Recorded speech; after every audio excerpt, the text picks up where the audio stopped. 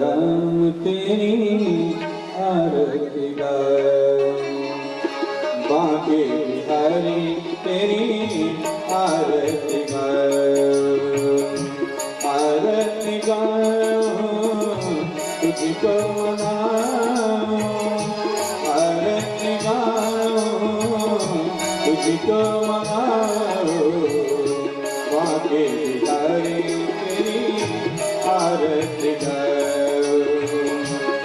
मेरी तेरी आरती गाऊं।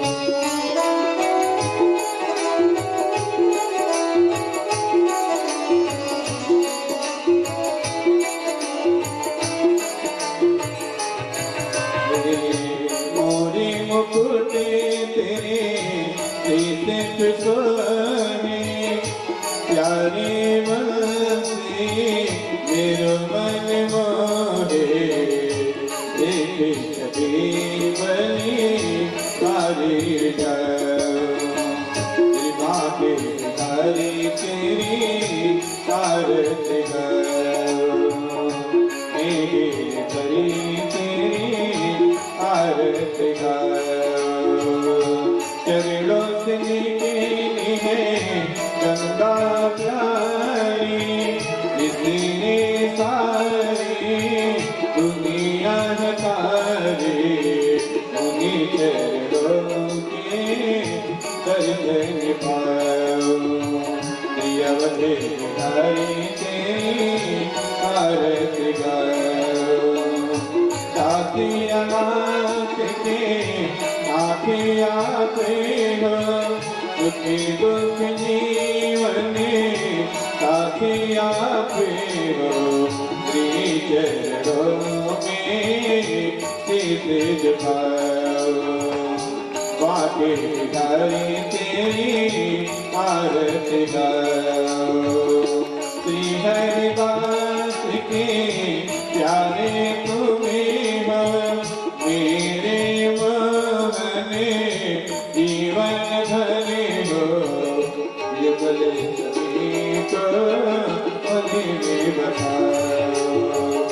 बाकी हरि तेरी आरती गाओ।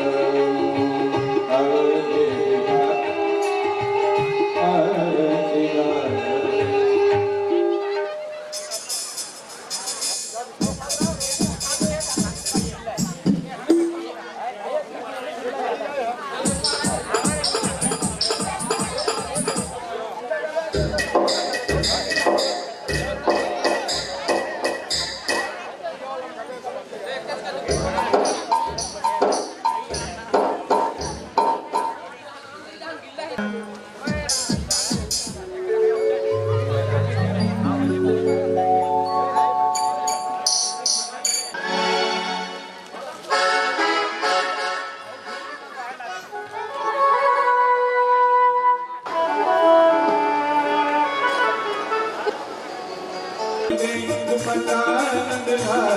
सवेरे दर्शन के आऊंगी।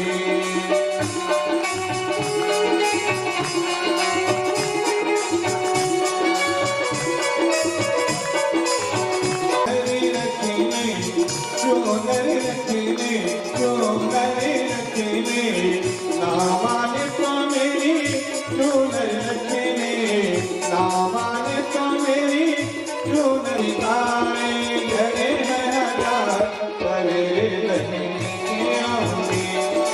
छोड़ दे दुपट्टा मिला सवेरे दर्शन के आऊंगी।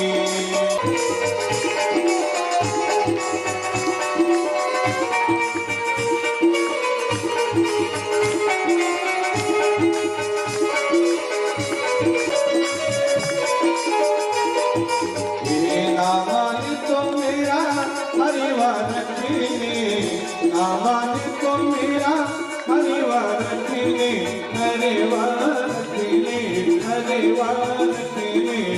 नामान तो मेरा परिवार रखने नाम मोती जय लगा करे दर्शन के आऊंगी। मेरा छोड़ दो कतार सवेरे दर्शन के आऊंगी। मेरा छोड़ दे तू कतार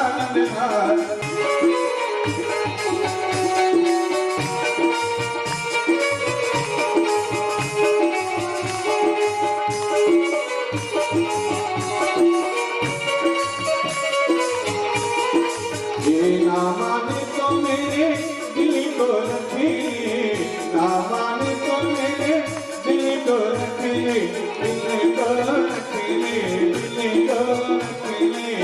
नामान तो मेरे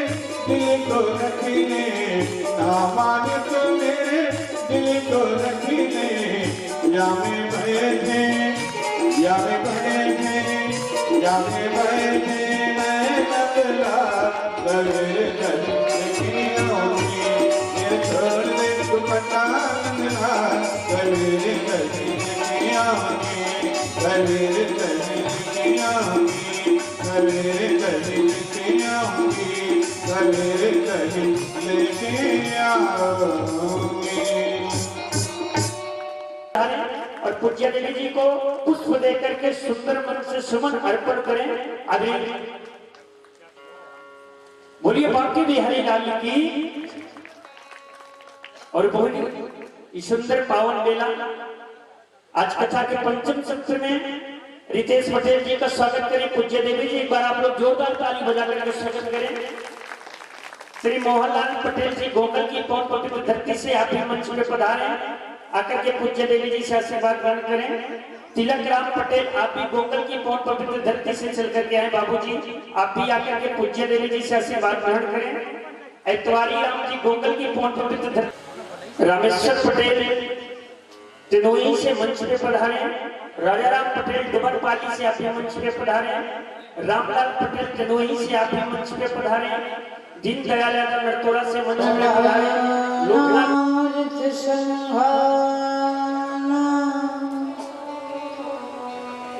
रसाना छंदसामपि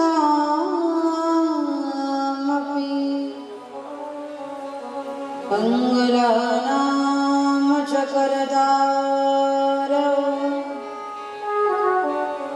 वंदे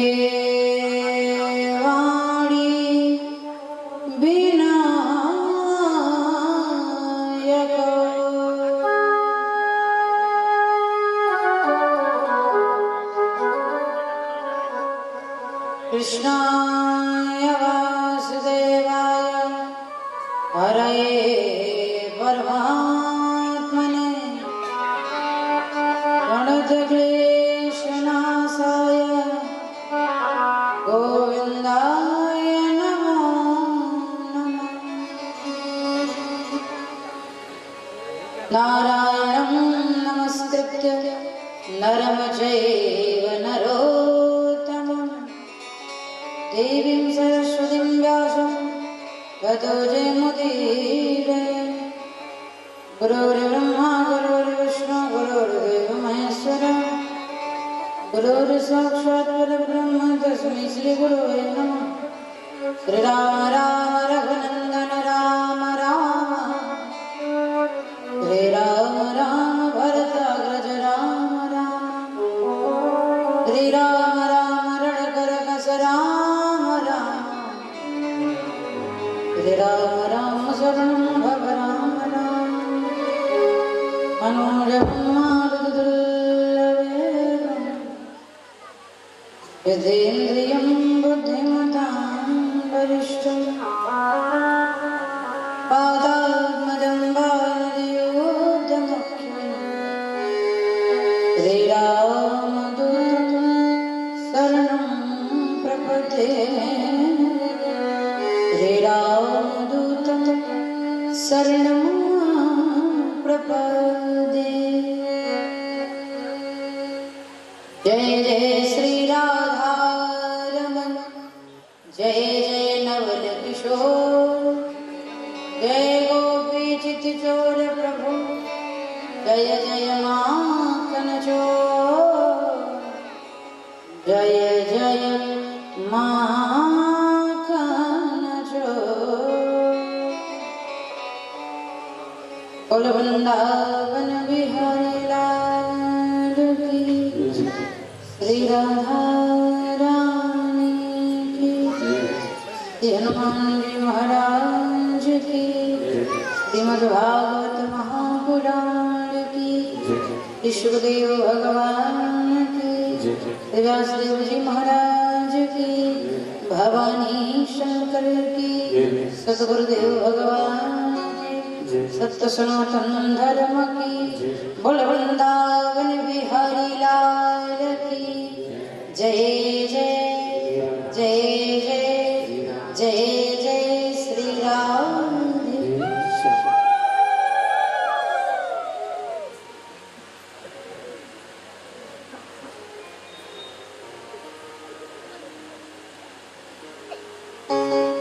सीताराम सीताराम सीताराम।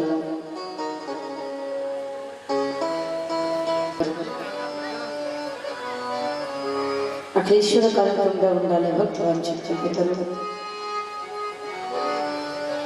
जगत करता पालना करता राजाधिराज सच्चिदानंद स्वरूप यशोदा के छैया भगवान श्री कृष्ण कन्हैया के चरणों में भगवान की प्राण प्रहलाद लाडी किशोर श्री राधा रानी के चरणों प्रणाम करते हुए संत बलवंत श्री हनुमत लाल जी महाराज के चरणों में दंडवत करते हुए भगवान भोलेनाथ के चरणों प्रणाम करते हुए पारंबा जगदम्बा जगत जननी माँ भगवती के चरणों प्रणाम करते हुए सदगुरुदेव भगवान के चरणों प्रणाम करते हुए पावन पवित्र धरा का नमन करते हुए आदरणीय यजमान परिवार कथा पंडाल में उपस्थित विराजमान श्रोता समाज श्रोतावृंद भगवत श्री भक्तजन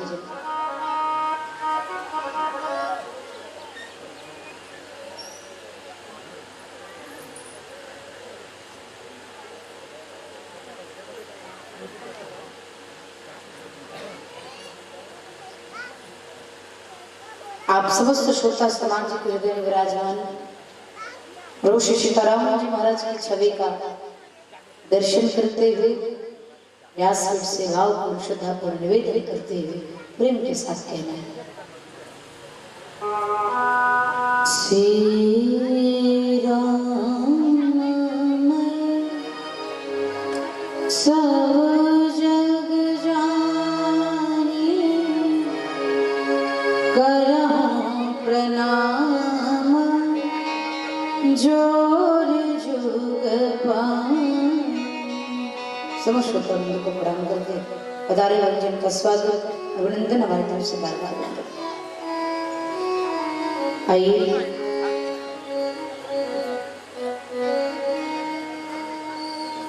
सप्त दिवसीय पावन श्रीमद् भागवत महापुराण सप्ताह ज्ञान की पावन कथा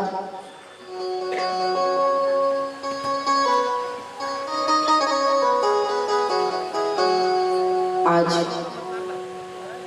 कथा का पंचम दिवस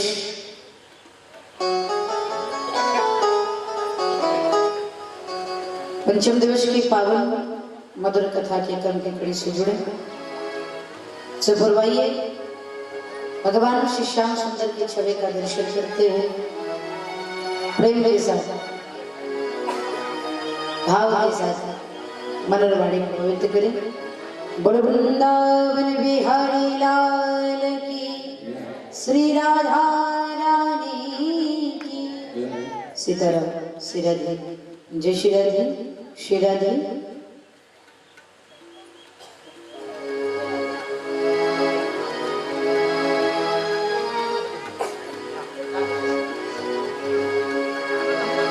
सीताराम श्री राधे जय श्री राधे सीताराम श्री राधे जय श्री राधे श्री राधे राधे राधे।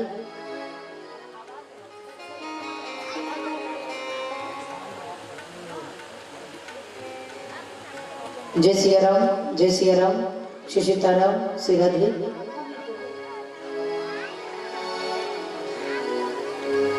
आइए बहुत प्रेम के साथ भाव के साथ श्रद्धा के साथ श्री ठाकुर जी के चरणों में हाजिरी रखें। आइए मस्ती के साथ अपनी हस्ती को भूलते हुए श्याम सुंदर की मस्ती में खोते हुए एक बार जितने भक्त पंडाल में भाव से जय घोष करेंगे। बड़े बाकी बिहारी लाल की श्री राधा रानी की। आइए प्रेम के साथ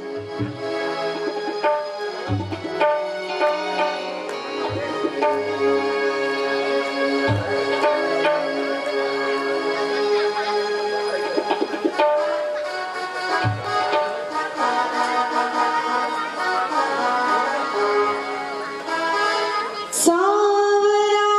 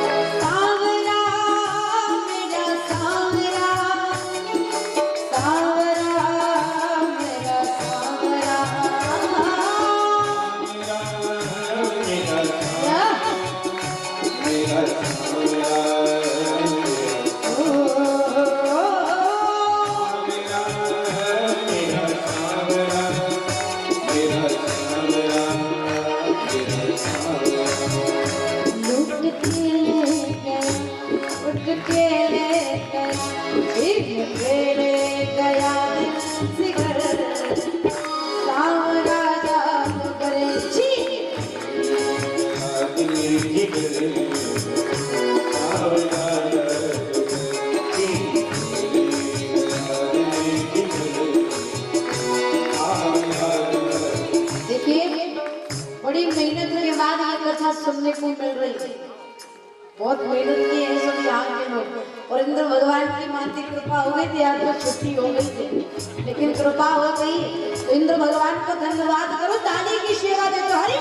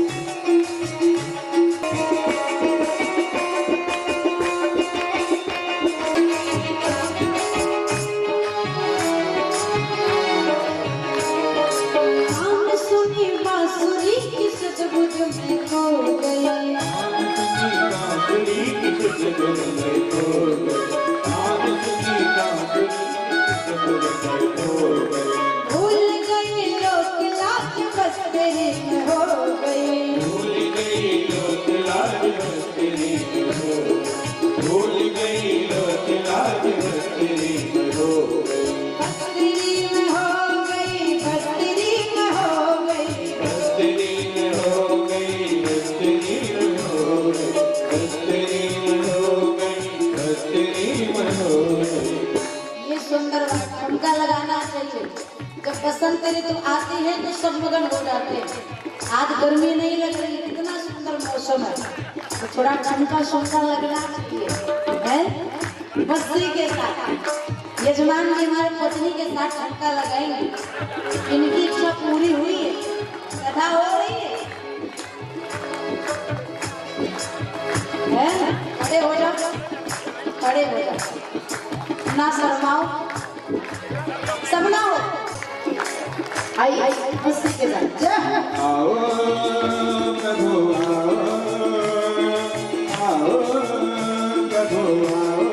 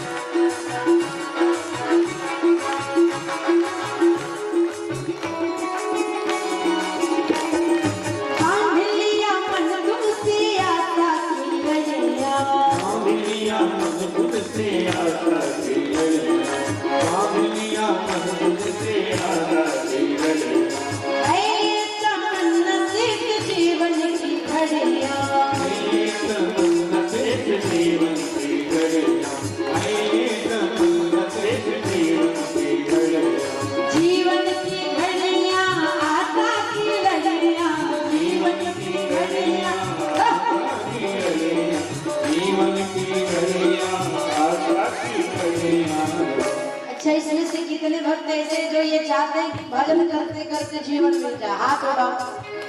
चाहते तेरे चरणों में, तेरे चरणों में, तेरे चरणों में जाए गुजर सावरा रात बरछी।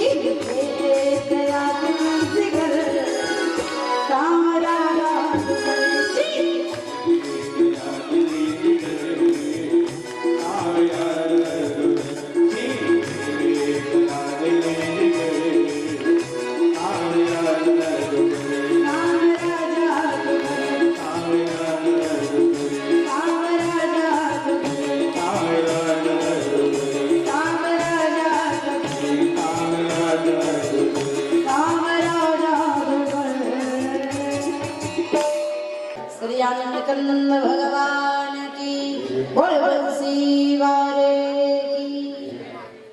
एक बार सभी भक्त प्यार से कहेंगे राधे, जोर से बोलेंगे और जोर से कहेंगे बोल राधा रानी की। इतने अच्छे श्रोता, जब मैं यहाँ से गई तो ये यजमान जी की बहन जी, हमारी बहन जी बताई कि दीदी सब लोग कह रहे हैं कि देवी जी कथा बोले, हम खड़े होकर कथा सुनेंगे। इतने अच्छे श्रोता हैं कि खड़े होकर के कथा सुनने के लिए तैयार हो गए।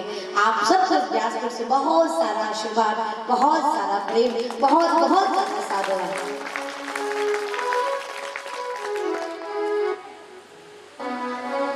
जब तक लगन ना हो तब तक परमात्मा की कृपा नहीं। और आप सबके भीतर बहुत लगन है, बहुत आस्था है और प्रेम है, इसलिए मैं भगवान को भी अपनी कुर्सी से आइए बहुत प्रेम के साथ, भाव के साथ आज पंचम दिवस की कथा का श्रवण करें। कल हम आप भगवान के प्राकृत उत्सव का दर्शन किए।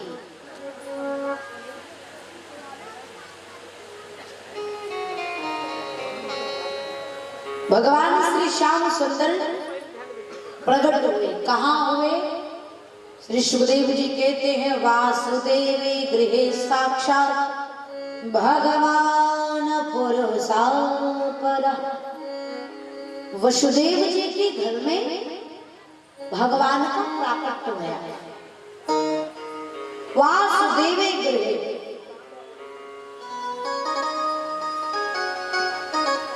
जबकि सब जानते हैं कि भगवान कृष्ण का अवतार कंस के कारागृह में हुआ। मथुरा में कंस के कारागृह में हुआ, जेल खाने में हुआ। लेकिन वेद व्यास जी कहते हैं वासुदेवे गृहे, वसुदेव जी के घर में भया। तो जब कंस का कारागृह है तो वसुदेव जी का घर क्यों लिखा? वसुदेव जी का घर कैसे भया? चालू हो गए।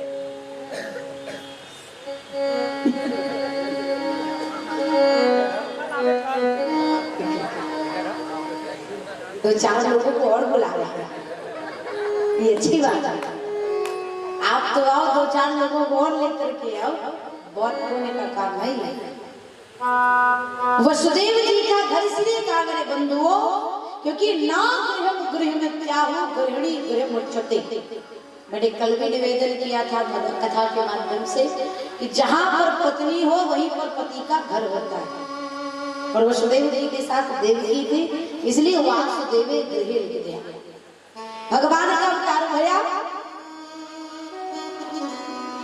अवतार के उपरांत भगवान शंख चक्र गदा पद्म चतुर्भुज लेकर के प्रकट हो गए। बोलो भक्त वत्सल भगवान की। मैया देवकी ने भगवान का दर्शन किया। भगवान ने कहा देखो मैया मैं आपके घर लाला बन करके आ गया, पुत्र बन करके आ गया। मैया देवकी ने कहा प्रभु आप तो पिताजी लग रहे, कहीं से भी पुत्र नहीं लग रहे, क्यों? बोली ये सुदर्शन लेकर के आए।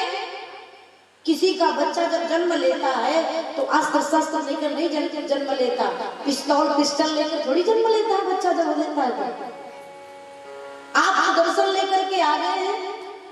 भगवान ने कहा मैया सोचो, मामा जी का इतना आतंक है कि अगर सुदर्शन लेकर के नहीं आएंगे तो कब मामा जी आक्रमण कर दे, कोई ठिकाना है क्या कंस का?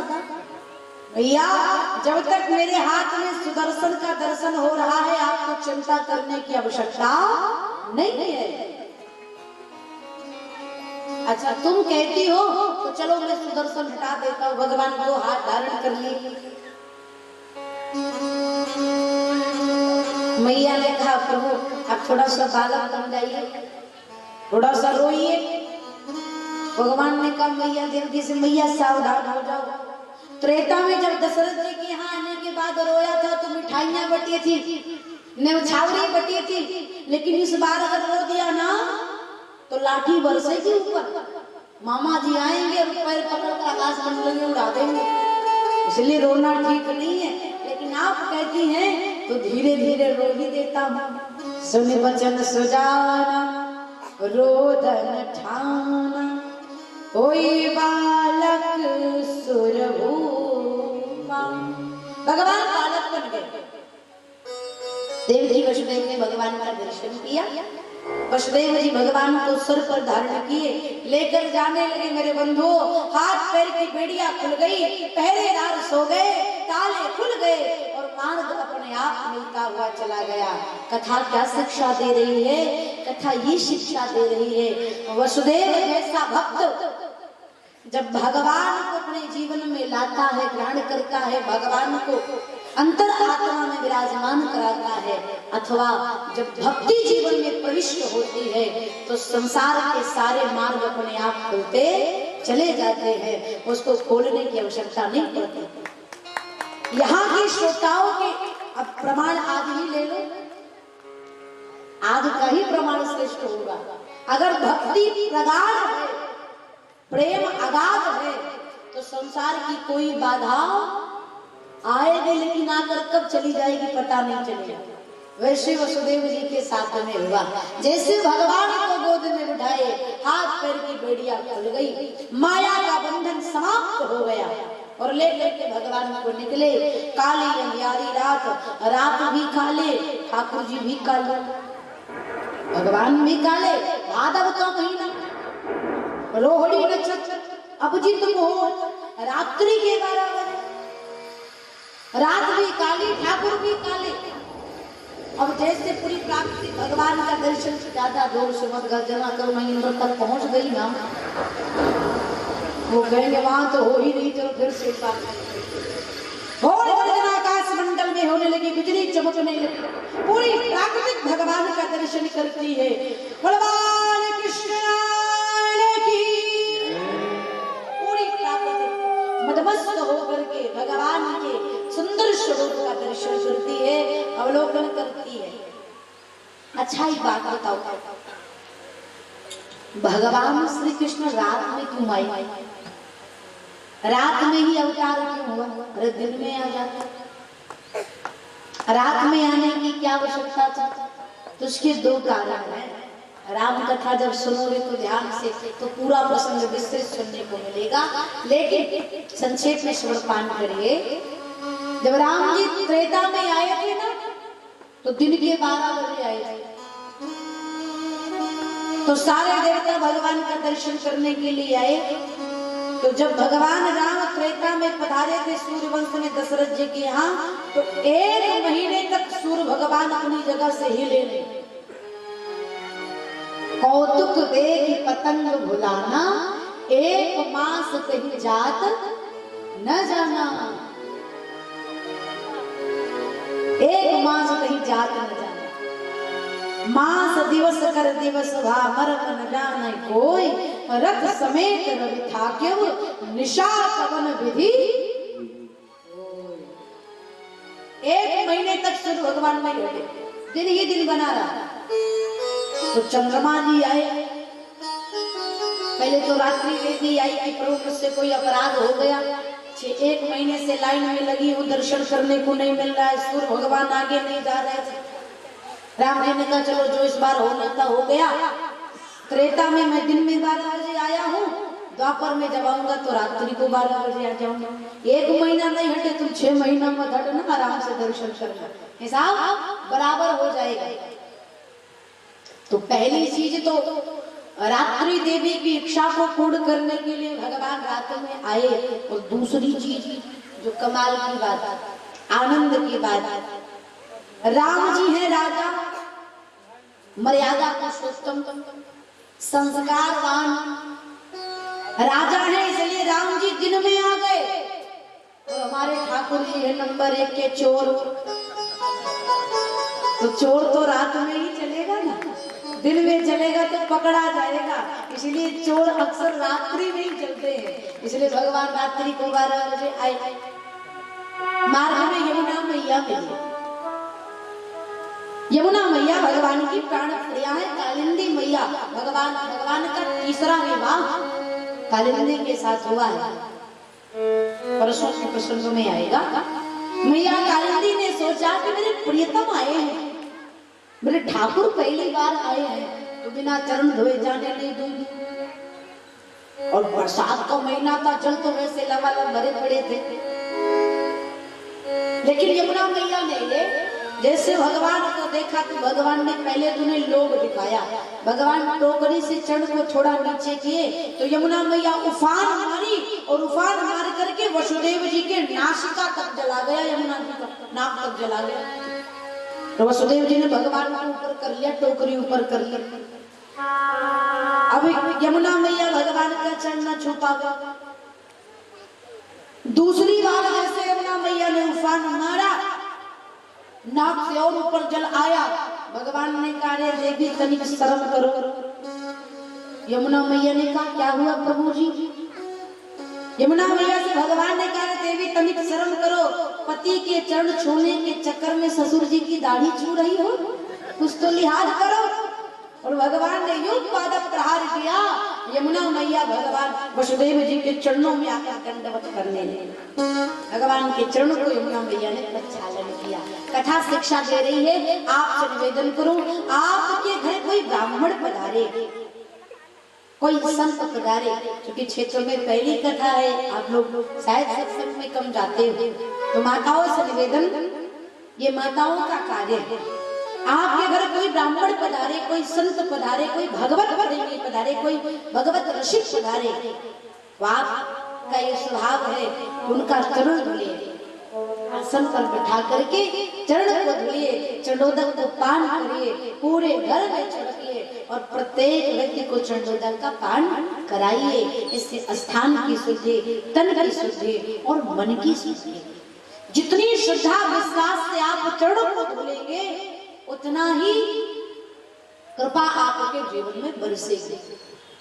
मैया सती भी भगवान श्री राम के चरणों को धोते हैं, भक्त राज केवट भी भगवान राम के चरणों को धोते हैं, यमुना मैया भगवान कृष्ण के चरणों को धोते हैं। तो आप सबसे निवेदन प्राय अपने जीवन में उतारने का प्रयास करिए। वसुदेव जी भगवान को ले गए, योग माया को लेकर के आए। योग माया को लेकर के योग माया आते ही रुदन करने लगी, पहरेदार जग गए, ताले लग गए, देवकी वसुदेव के हाथ पैर में बेड़ियां लग गई, जोर जोर से चिल्लाने लगी।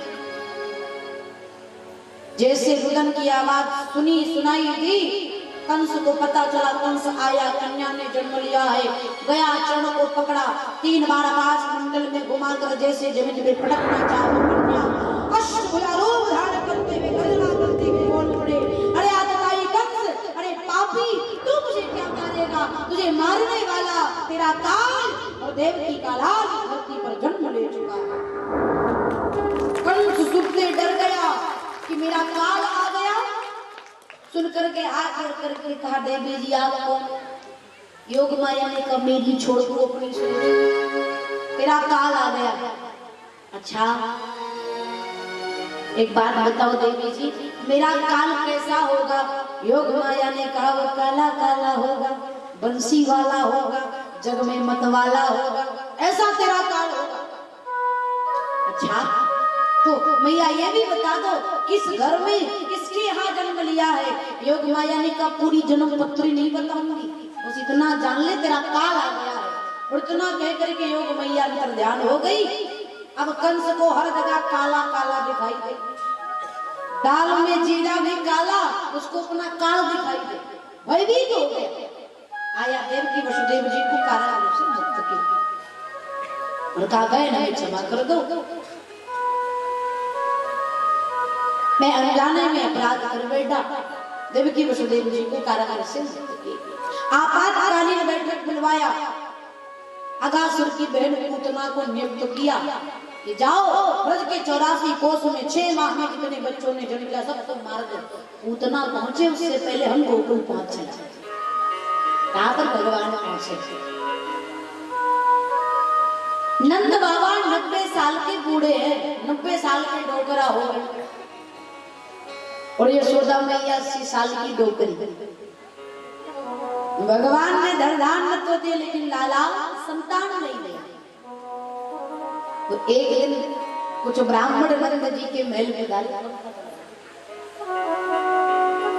नंद जी के महल पधारे तो मैया यशोदा और नंद बाबा ब्राह्मणों को प्रणाम किए और जैसे ब्राह्मणों को प्रणाम किए, ब्राह्मणों ने यशोदा मैया के सर पर हाथ रखते हुए आशीर्वाद दे दिया, पुत्रवती भव। नंद बाबा ने कहा, महाराज जी बुढ़ापे में कौन सा आशीर्वाद दे दिए? 90 साल का हो गया, अब तक भगवान की कृपा ना भई, अब कैसे होगी? ब्राह्मणों ने चिंता मत करो, अब जब तक तुम्हारे घर लाला नहीं हो जाएगा हम तुम्हारे घर से हिलने वाले नहीं। आज के बाद हम सारे ब्राह्मण बैठ करके संतान गोपाल मंत्र का जाप करेंगे। नंद बाबा ने कहा, पंडित जी हमें क्या करना है? नंद बाबा ने कहा, तुमको चकाचक रसमलाई मालपुआ खिलाना है और क्या क्या। ब्राह्मणों का पेट भरते जाओ, उनका आशीर्वाद लेते जाओ, दक्षिणा थोड़ा कम दोगे मैनेज कर लेंगे, लेकिन खिलाने मिलाने में कंजूसी करी तो ही ब्राह्मण प्रसन्न होने वाले। ब्राह्मण को भोजन बड़ा प्रिय, ब्राह्मण की क्षुधा शांत हो जाए भगवान में प्रसन्न हो जाते। और शास्त्रों में भी पंडित है, भगवान 2 प्रकार से पाते हैं। अगर भगवान को भोजन कराना है, भगवान को तृप्त करना है, भगवान को खिलाना है तो मात्र 2 साधन है। पहला यज्ञ, दूसरा ब्राह्मण भोज। ध्यान से सुनना, अगर भगवान को खिलाना है तो मात्र 2 सूत्र है, पहला यज्ञ, दूसरा ब्राह्मण को भोजन कराना। कैसे? जब हम यज्ञ करते हैं तो हवन करते हैं, तो हवन में आहुति डालते हैं तो बोलते हैं स्वाहा, तब भगवान प्रसन्न हो जाते हैं, भगवान को सारी आहुति मिलती है। और ब्राह्मण भोजन करे और ब्राह्मण भोजन करने के बाद पेट पर हाथ करते दे आहा, अब भगवान पाते हैं। जिन्हें ब्राह्मणों को जगह खिलाओ, ब्राह्मण प्रसन्न मतलब भगवान प्रसन्न। अभी नहीं कि ब्राह्मण कहे ले आओ तो उसको भी खिलाओ, ये सूत्र मत करना। हाँ, केवल रसमलाई ही खिलाना, दही भात ही खिलाना, अब जो मांगे वो मत करना। ब्राह्मण बैठ करके संतान गोपाल मंत्र का जाप करने लगे। भगवान की बड़ी कृपा हुई। 80 वर्ष की अवस्था में यशोदा मैया गर्भ से गई, गर्भ से गई, पूरे ब्रज में हल्ला हो गया। मैया यशोदा गर्भ से सारी गोपियां तैयारी करने लगी। 84 गज का लहंगा सिलवाने लगी, फेशियल करवाने लगी, अपनी व्यवस्था सब बनाने लगी। चकाचक पूरे ब्रज में उल्लास आनंद की वृष्टि होने लगी। आज नंद बाबा ने सोचा कि मैया यशोदा तो गर्भ से हैं, कार्य तो कर नहीं पाएंगे। नंद जी की बहन है दो, नंदा और सुनंदा। नंदा बुआ को गए लेकर के आए। सुनंदा बुआ भी खूब सेवा करने लगी भाभी की। तो भाभी गर्भ से कहीं लाला हो गया तो लंबा चौड़ा माल मिलेगा। जितनी सेवा करे रहेंगे उतनी अच्छी फायदा, उतनी अच्छी निमछावनी मिलेगी। खूब सुनंदा बुआ सेवा करने लगी। आज वसुदेव जी कब आए भगवान को लेटा कर चले गए पता नहीं चला। ब्रह्म वेला में सुनंदा हुआ उठी, मुख्य द्वार खुला देखा तो सोची जाकर देखो। जाकर देखा तो यशोदा मैया के बगल में श्याम सलोना सुंदर सा, जिसके कटीले नैन हैं, घुंघराले केश हैं, गुलाब की पंखुड़ियों की तरह आदर है। भगवान के स्वरूप को देख करके मैया सुनंदा हुआ गदगद हो गई और थाली बजाते हुए बधाई हो गयो, हो गयो, हो गयो। जैसे सुनंदा हुआ बधाई हो, बधाई हो, बधाई हो करते घर से निकली। सारे लोग अपने अपने घर से निकले। बुआ बुआ भयो। सुनंदा बुआ ने कहा कछु ना भयो, पहले बताओ मेरे भैया कहाँ है। जब तक भैया नहीं मिलेंगे हम बताने वाले नहीं। सब बोले नंद बाबा तो गौशाला में बैठ करके माला का जाप कर रहे थे। सुनंदा बुआ पहुंची। अब नंद बाबा माला का जाप जानते क्या कर रहे, भगवान का सारा नाम भूल गए। तुलसी की माला लेकर जाप कर रहे। अभी तो भयो ना, आगे पतो ना, अभी तो भयो ना, आगे पतो ना। इसी चक्कर में लगे। तब तक सुनंदा बुआ आई और कहा रे भैया बधाई हो। जैसे सुनंदा बुआ ने बधाई हो कहा, नंद बाबा के हाथ की माला छूट गई खुशी के मारे। नंद बाबा ने करे बहन कहा भयो जल्दी से बता दो। सुनंदा बुआ ने कहा भैया पहले नहीं, छावरी मिले तब तो बताओ। नंद बाबा ने तिजोरी की चाबी दे दी, बहन सब कुछ तेरा, लेकिन अब जल्दी से बता दे का भयो। सुनंदा बुआ ने कहा रे भैया बधाई हो, आपको लाला भयो है। जैसे लाला का नाम सुना नंद बाबा ने आवाज लगाई, अरे भैया नाई तू गोकुल में लगा दे दुहाई। नारी बुलाए, पूरे गोकुल में सूचना पहुंचा दी गई। सारी गोपियां 84 गज का लहंगा पहन करके, हाथों में मेहंदी लगा करके, होठों में लाली लगा करके, आंखों में काजल लगा करके, बालों में गजरा लगा करके, निमछावरी लेकर के, बधैया लेकर के नंद जी के महल चली आ रही थी। कोई देने आ रहा तो कोई लेने आ रहा। इधर नंद बाबा ब्राह्मणों के साथ पूजा करने लगे। पूजा में मन नहीं लग रहा था। जब ब्राह्मण कहते दूध चढ़ाओ तो नंद बाबा दही चढ़ाते, जब कहते दूर्वा चढ़ाओ तो नंद बाबा सुपारी चढ़ाते, क्योंकि उनका तो मन लाला में लगा है। तो ब्राह्मणों ने कैसा है आप संकल्प कर दो, हम पूजा करेंगे, आप तो जाओ। नंद बाबा गए, स्नान किया, बढ़िया सुंदर वस्त्र पहना, पगड़ी लगाई, कुंडल पहना, मोतियों की माला पहनी, आंखों में काजल लगाया और कहा छोड़न तनी घर पर लाओ, देखो तो सही में कैसे लग रहा। ब्रजवासियों ने कहा रे बाबा आज तो आप दुल्हा लग रहे, बड़े अच्छे लग रहे। तो नंद बाबा सुंदर श्रृंगार करके नंद जी के महल पे पहुंचे। सारे ब्रजवासी एकत्रित होकर के नंद जी के महल में ढोलक बजने लगी, नगाड़े बजने लगे, उत्सव होने लगा। समस्त ब्रजवासी बधाई लेकर के गाने लगे। आइए हम आप नंद बाबा को बधाई दे, प्रेम के साथ यशोदा मैया को बधाई दे, सब प्रेम के साथ भाव के साथ बोल नंद के लाला की बढ़िया बाजे आंगने में। दोनों हाथ उठा करके बधाई हो।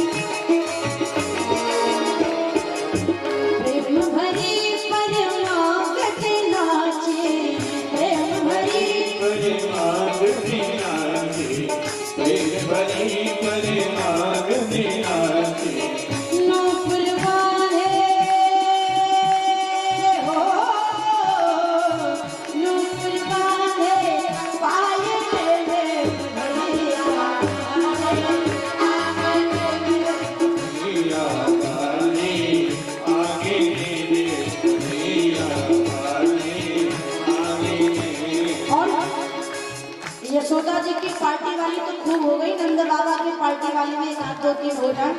नाली की सेवा देते हैं, बधाई हो।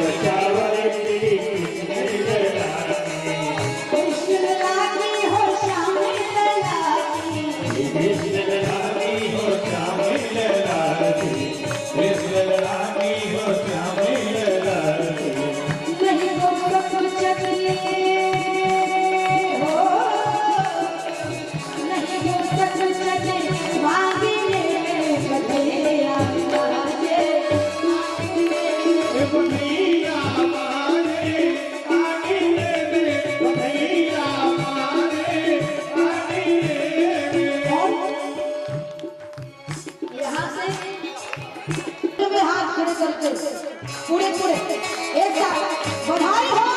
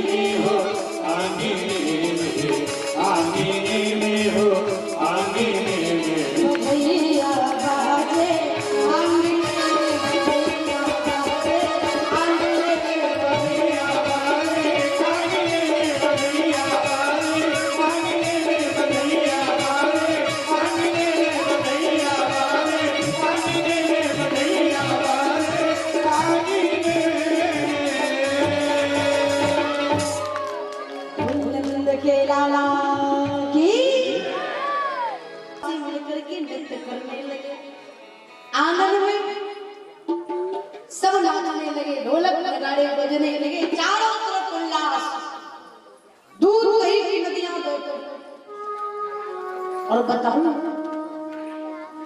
अब कलयुग में तो पटाखे हो गए, बम हो गए, लोग बम फोड़ते, पटाखे फोड़ते। कल भी फूटा था ठाकुर जी के आने से। तो द्वापर में तो पटाखे थे नहीं। शांति से सुनो, ध्यान से सुने।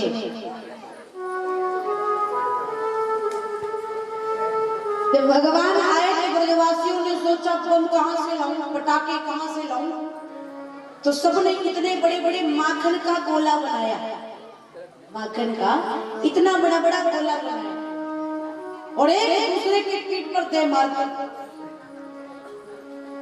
तो एक माता जी आई, बेचारी थोड़ा कम सुनती थी,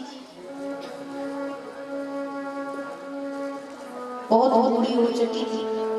दुर्भाग्य से कि उनके मुंह में एक भी ब्रेकर नहीं था, मतलब दांत एक भी नहीं थे, एक भी दांत नहीं था।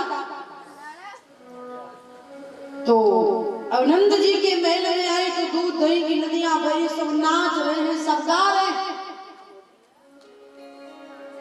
तो एक बार माता जी ने पूछा क्या भया, तो किसी ने ध्यान नहीं दिया। दो चार उत्पाती ब्रजवासी बड़े उत्पाती होते हैं, बहुत शरारती होते हैं, उनकी बातें भी वैसी और व्यवहार भी वैसा। तो दो तीन बालक बड़े उत्पाती थे। तो बूढ़ी माता जी आई और बूढ़ी माता जी ने जोर से पूछा, अरे लाला का भया, जैसे मुंह खुला भया, देखो मुंह में ब्रेकर नहीं, एक भी दांत नहीं। एक माखन का लोंदा उठाया और सेंटर में मारा, मैया के मुंह में गया ब्रेकर, तो था नहीं, सटाक से भीतर चला गया। जब माखन का गोला भीतर गया तो लाला ने कहा, मैया पता चलो कि का भयो? हाँ लाला, लाला भयो है ना, बस बस पकड़ लिया मैया, पकड़ लिया। सटाक से अंदर चला गया। पूरे वन में आनंद उछाल बरसने लगा ठाकुर जी की आगमन से। वो सब चल रहा था। आवादंत्र विचित्राणि वादित्राणि महोत्सवे कृष्ण विशेश्वरो अनन्ते नंदस्य ब्रजमागते। समस्त ब्रजवासी आते, एक द्वार पर सोना, दूसरे पे चांदी, हीरे मोती जवाहरात, सब नंद बाबा लुटा रहे हैं, गैया भूमि धन सब। उस सब चलता रहा। तो एक दिन नंद बाबा ने मैया यशोदा से कहा कि बहुत दिन से भोजराज वंश को कर नहीं दिया हूं, जाकर कर दो, नहीं तो उत्पात मचाएगा। सो नंद बाबा भोजराज कंस को कर देने के लिए गोकुल से मथुरा की ओर प्रस्थान किए। कंस को कर दिया, बताया कि मुझे लाला गया है। कंस ने न्यौछावरी में भगवान श्री कृष्ण के लिए हीरे की कंगनी दिया। तो मार्ग में आ रहे थे, वसुदेव जी मिले। वसुदेव जी नंद बाबा के प्रिय मित्र थे। तो नंद बाबा ने कहा, भैया बड़ा कहे, अहोते देव के पुत्र कंसेन बहवो हता, एकावशिष्टा वर्जा कन्या शापी दिवंगतः। मैंने सुना कि आपके 6 पुत्रों को कंस ने मार दिया, 7वां गर्भपात हो गया, अष्टम गर्भ में कन्या पधारी हो गई, आकाश में उड़ गई। बड़ा दुख हुआ बंधु जान करके। वसुदेव जी ने कहा, क्या करोगे भैया, सब भाग का लग है, कर्म है, कोई बात नहीं, आपको तो लाला गया है, आपका लाला से मेल लाला। क्योंकि वसुदेव जी गर्गाचार्य जी के पास गए थे। वसुदेव जी के कुल गुरु हैं गर्गाचार्य जी। उन्होंने बताया कि आपका 8वां पुत्र यशोदा जी के यहाँ है। दोनों आपस में मिले और वसुदेव जी की तो जान अटकी थी गोकुल, कहीं मेरे लाला पर कोई विपत्ति ना हो। नंद बाबा से कहा, भैया जानते हो आजकल मैंने ज्योतिष विद्या पढ़ ली। नंद बाबा ने कहा, तो मित्र जरा बताओ मेरे मस्तक को देख करके कि मेरे बारे में तुम्हारी ज्योतिष विद्या क्या कह रही। वसुदेव जी ने कहा, भैया तुम्हारे गोकुल पे बड़ी भारी विपत्ति आने वाली। नंद बाबा ने कहा और नहीं रुकूंगा मैं तो गोकुल चला। और इधर पूतना गोकुल पहुंची। बहुत ध्यान से सुनिएगा, बड़ा मार्मिक प्रसंग है, ध्यान से सुनोगे तभी समझ में आएगा।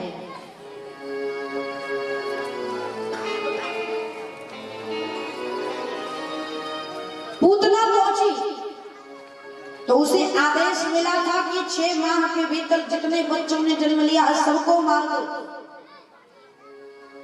लेकिन पूतना किसी को नहीं मारा। सबसे पहले नंद जी के महल में ही जाती है। क्यों? वहीं पर ढोलक बज रहे थे, उत्सव चल रहा था। तो पूतना जिसके हृदय में बच्चों के प्रति प्रेम ना हो, वात्सल्य ना हो, दुलार ना हो, वही पूतना है। कलयुग में भी बहुत होती है, ऐसे बच्चों को मारती है कि मारो, एक आध हड्डी तो डैमेज कर ही देती है, ऐसा मारती। उन्हीं का नाम पूतना है, कोई दूसरी नहीं। पूतना आई, देखा बहुत सुंदर उत्सव चल रहा था, स्वरूप बदल गया, बड़ा सुंदर स्वरूप बना। चूंकि भाई अब किसी के घर में उत्सव और उसके बड़े बड़े दांत, बड़े बड़े नाखून, विशाल जटाएं, राक्षसी है, असुरी प्रकृति की है, स्वरूप भी अच्छा नहीं। तो उसने सोचा इनके घर में प्रवेश करने के लिए स्वरूप बनाना है, स्वरूप बदल दिया। शुक्राचार्य जी महाराज परीक्षित जी से कहते हैं, राजन इतनी सुंदर लग रही है पूतना, इतनी सुंदर लग रही है मानो साक्षात श्री देवी आ गई हो, इतनी सुंदर लग रही है। काहे हंसे? वो फिल्म इंडस्ट्री वाली श्री देवी नहीं, श्री माने लक्ष्मी, भगवती लक्ष्मी ही अपने प्रियतम का दर्शन करने के लिए आ गई, इतनी सुंदर बनी। और पूतना जैसे पहुंची, यहाँ पर एक बात निवेदन करूंगी कि जब पूतना को ये आदेश मिला था सबको मारो, तो पूतना भगवान के पास ही क्यों आई?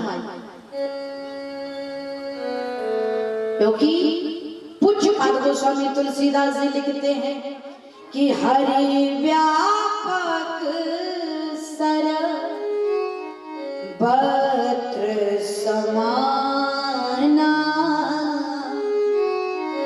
प्रेम ते प्रकट होहि मय जाना। भगवान कण कण में व्याप्त है, क्या देवता, क्या मनुष्य, क्या दैत्य, क्या जीव, पशु पक्षी, सबके भीतर भगवान विद्यमान है, सबके भीतर, चींटी से लेकर हाथी। इसका प्रमाण है पूतना, पूतना के भीतर भी परमात्मा है। मानो भगवान कहना चाहते हैं कि सबको मार करके ज्यादा पाप सर पर मत लो, कल्याण मैं ही करूंगा, तो सीधे मेरे पास चली आओ, कहीं और जाने की आवश्यकता नहीं है। पूतना स्वरूप बदल करके पहुंची, जैसे आंगन में पहुंची तो लोगों ने पूछा कौन है आप, कहां से आई हैं? ध्यान से सुनना मैया, पूतना जात उसकी राक्षसी है, असुरी, स्वभाव भी असुरों जैसा, बच्चों को मार करके रक्तपान करती है, छोटे छोटे बच्चों को मार करके रक्तपान करती है। ना तो स्वरूप अच्छा, ना तो स्वभाव अच्छा, ना तो कुल अच्छा, ना खानदान अच्छा। इसके बाद भी गुण उसके भीतर एक भी नहीं है, लेकिन एक बहुत सुंदर उसने विवेक का काम किया जिससे उसकी मुक्ति हो गई। क्या? जब ब्रजवासियों ने पूछा कि आप कौन हैं, तो पूतना ने कहा मैं यशोदा जी की बहन हूं। अब जब यशोदा जी की बहन पूतना बनी तो भगवान की कौन हुई? मौसी जी। मौसी मतलब माँ जैसी है असुरी प्रवृत्ति की, काम भी गलत है, खानदान भी गलत है, व्यवहार भी गलत है, लेकिन भगवान से जब संबंध बनाया ना तो इधर उधर नहीं बनाया, बड़ा सॉलिड संबंध बनाया। और भगवान तक पहुंचने का 3 सूत्र है मैया, समर्पण, संबंध, विश्वास। हम आप गाते हैं तन मन धन सब अर्पण सब कुछ है तेरा, तेरा जाको अर्पण क्या लागे में। अपने आप को भी भगवान के चरणों में पूर्णतः समर्पित कर, तेरा ही दिया मैंने खाया पिया है, तेरा शुक्रिया है, तेरा शुक्रिया है। दूसरा है संबंध, जो बहुत मुख्य है। भगवान के आप करीब आना चाहते हैं तो भगवान से संबंध बनाइए, पुत्र बनाइए, पिता बनाइए, मित्र बनाइए, प्रेमी बनाइए, पति बनाइए, कुछ तो बनाइए। जब तक आप भगवान से संबंध नहीं बनाएंगे, भगवान के प्रेम में परिपक्वता आने वाली नहीं है। कोई कितना अच्छा पियाली व्यक्ति खड़ा हो और उसे कहे जरा सुनो तो सुनता भी रहेगा तो नहीं आएगा। लेकिन उसी से करके तुम भैया जरा सुनिए तो निश्चित वो किसी काम में रहेगा लेकिन आएगा। क्यों? क्योंकि आपने संबंध निर्धारित किया, आपने भाई कहा। और प्रेम में परिपक्वता तभी आती है मेरी माताओं बंधु, जब संबंध बने। पूतना ने संबंध बनाया।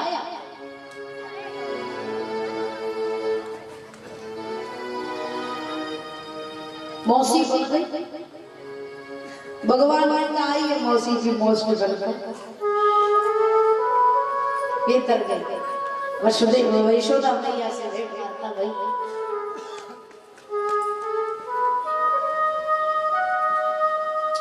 पूतना ने संबंध बनाया, वो निर्वाह नहीं कर पाई।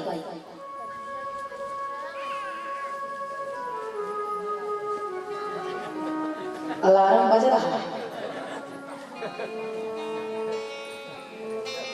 लेकिन भगवान ने उस संबंध का निर्वाह किया।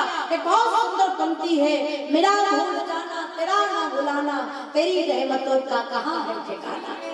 एक बार संबंध आप बनाइए मेरे बंधु, आप उस संबंध को निर्वाह नहीं कर पाओगे कोई बात नहीं, आप पीछे हट जाओगे कोई बात नहीं, लेकिन भगवान जन्म जन्मांतर तक उस संबंध का निर्वाह करते। आप कोई बात नहीं। एक भाव स्मरण में आ रहा है,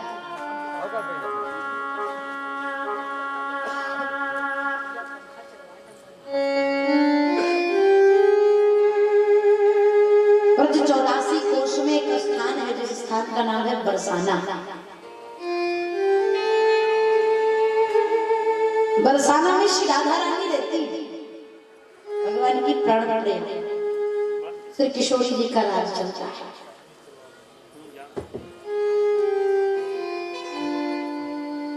उसी बरसाना को भाव से सुनिएगा तो ही समझ में आएगा। प्रेम के साथ, भाव के साथ स्मरण करिए।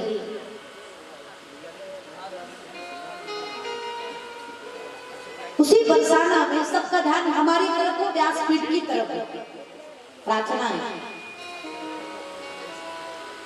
बरसाना में सेठ जी रहते थे, बड़े धार्मिक व्यक्ति के थे। एक काल्पनिक घटना नहीं, सत्य घटना। तो वो सेठ जी बड़े धार्मिक व्यक्ति के थे, भगवान की पूजा पाठ अर्चना वंदना करना। तो भगवान की कृपा से उनको 4 पुत्र थे।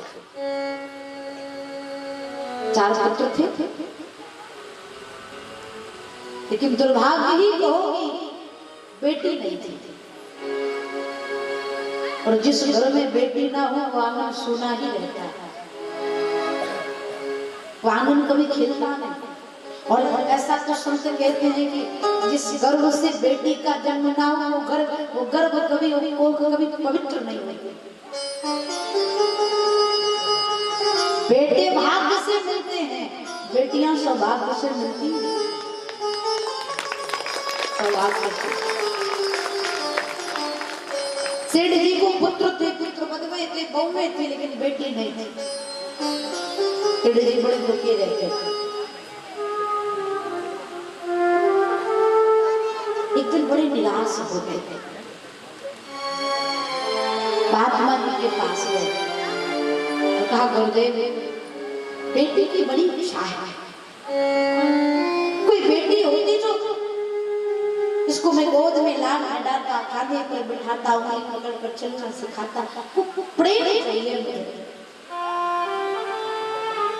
महात्मा जी ने कहा, बाबरी बरसाना में रह करके तू बेटी के लिए तड़प रहा है, शायद इसीलिए तुझे बेटी नहीं हुई। अरे हमारी राधा रानी है ना, वो बेटी बना ले। हमारी किशोरी जी है ना, उनको बेटी बना ले। सेठ जी ने कहा, क्या हमारे संबंध को स्वीकार करेगी?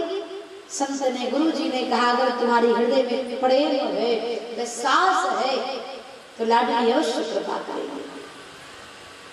सेठ जी अपने मन का भाव लेकर के राधा रानी के महलों में गए। श्री किशोरी जी के सम्मुख खड़े होकर के मन ही मन में कहते हैं, हे लाडली,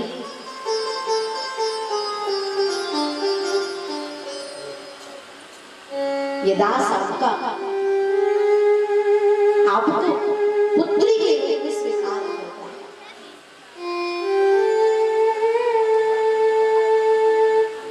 सेठ जी ने श्री किशोरी जी को अपनी पुत्री बनाया, बेटी बनाया, और जब संबंध बनाए तो उनके हृदय में बड़ा उल्लास आया, आनंद आया।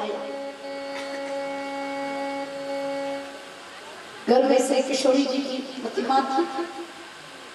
घर से बाहर निकलते तो अपनी बेटी से मिल करके जाते, आते तो संबंध चलता रहा, चलता रहा। बड़ा सुंदर पिता और पुत्री का संबंध। एक दिन की घटना, प्रायः सेठ जी के महल में चूड़ी बेचने वाली चूड़ियार बहुओं को चूड़ी पहनाने आती थी। तो इस दिन भी वो चूड़ी बेचने वाली चूड़ियार सेठ जी के मेल में पधारी। चारों बहुओं को बड़े प्रेम से उस औरत ने चूड़ी पहनाई।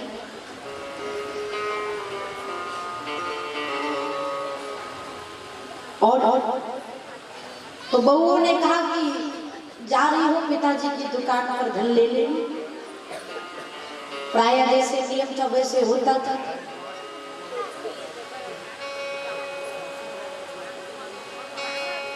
बहुएं चूड़ी पहन करके जैसे भीतर गई, वो चूड़ियार अपने चूड़ी के पात्र को जैसे सर पर उठाकर रखना चाहिए, पीछे से एक छोटी सी लाली, ब्रज में बेटियों को लाली कहते हैं, एक छोटी सी कन्या आई और उस औरत का आंचल पीछे से पकड़ा और कहा, हमें चूड़ी नहीं पहनाऊंगी। उस चूड़ियार ने कहा, क्यों नहीं पहनाऊंगी लाली, लेकिन तुम हो कौन?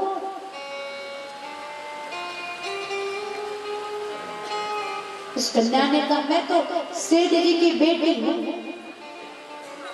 चूड़ी पहनना चाहती हूँ। उस औरत ने कहा, अवश्य पहनाऊंगी। वो औरत गोद में बिठा करके उस कन्या को चूड़ी पहनाने लगी। और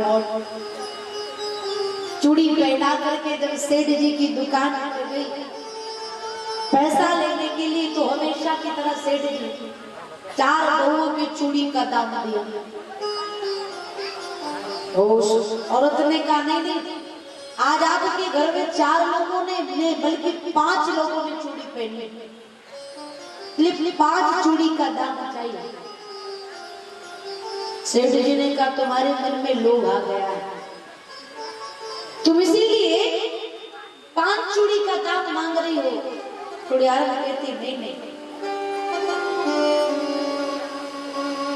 तो सेठ ने कहा मेरे घर में तो केवल 4 ही, मेरी बहू में 5वीं कौन सी आ गई? चूड़ियारे ने कहा आपकी बेटी। सेठ जी ने कहा मेरी कोई बेटी नहीं। बहुत चूड़ियारे बार बार कहते, लेकिन सेठ पैसा देने के लिए तैयार नहीं। हम तो गदका में सेठ ने 4 चूड़ी का दाम दिया, उस औरत को बता दिया। चूड़ियारे ने चुपचाप चली आई। अगले दिन सेठ जी जब दुकान से आए भोजन करके विश्राम के, तो स्वप्न आया और स्वप्न में से किशोरी जी आई, श्री राधा रानी आई और कहा रे बाबा बेटी तो बना लिया, लेकिन बेटी को पहनाई हुई चूड़ी का दाम भी नहीं दे पाए।